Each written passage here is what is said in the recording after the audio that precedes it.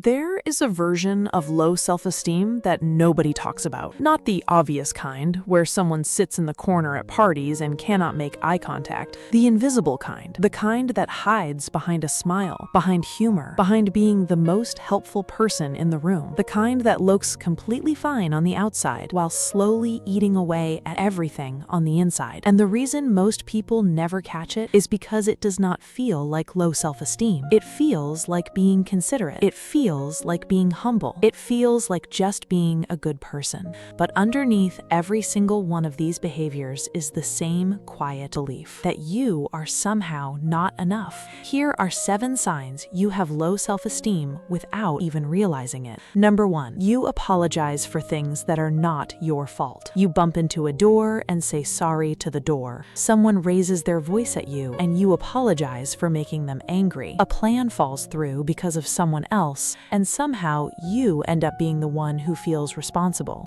People with low self-esteem apologize constantly because deep down, they carry a belief that their existence itself is an inconvenience. Every apology is a tiny confirmation of that belief, and over time, those tiny confirmations add up into something much heavier than you realize.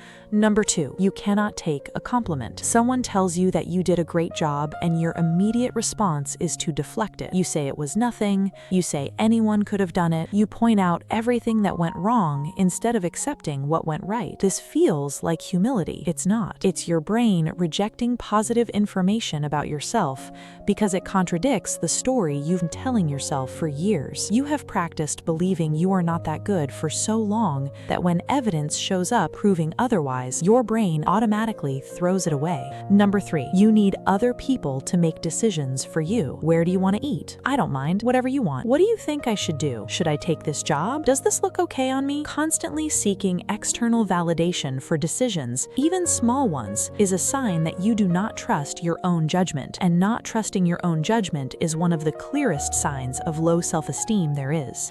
Because at the root of it is a belief that other people's opinions about your life are more reliable than your own. Number 4, you stay in situations that make you miserable because leaving feels selfish. The job that drains you every single day, the friendship that takes everything and gives nothing back, the relationship where you feel invisible. People with low self-esteem stay in these situations not because they cannot leave, but because somewhere inside them they believe they do not deserve better. Leaving feels selfish, staying feels safe, even when staying is slowly destroying them. That tolerance for mistreatment is not patience, it's a symptom. Number 5, you find it almost impossible to ask for help. Asking for help feels like admitting weakness, so you struggle in silence. You figure it out alone, even when the process is 10 times harder than it needs to be. You tell yourself you don't want to bother anyone, but what's actually happening is deeper than that. Asking for help requires believing that you are worth someone else's time and effort. And if you don't believe that about yourself, asking feels almost physically impossible. Number 6, you talk about yourself negatively and call it honesty. I'm terrible with money. I'm so bad at this. I always mess things up. People laugh and you laugh too because you delivered it like a joke, but you meant every word. There's a version of self-deprecating humor that's genuine and healthy, and then there's the version that's just your inner critic using laughter as a disguise. The difference is simple. If you say it about yourself before anyone else can say it first, that's not honesty, that's self-protection, and it reveals exactly how you actually see yourself. Number 7, you shrink yourself to make other people comfortable. You have opinions, but you keep them quiet. You have ambitions, but you downplay them around certain people. You make yourself smaller in rooms where you feel like you don't fully belong. This is perhaps the most damaging sign of all,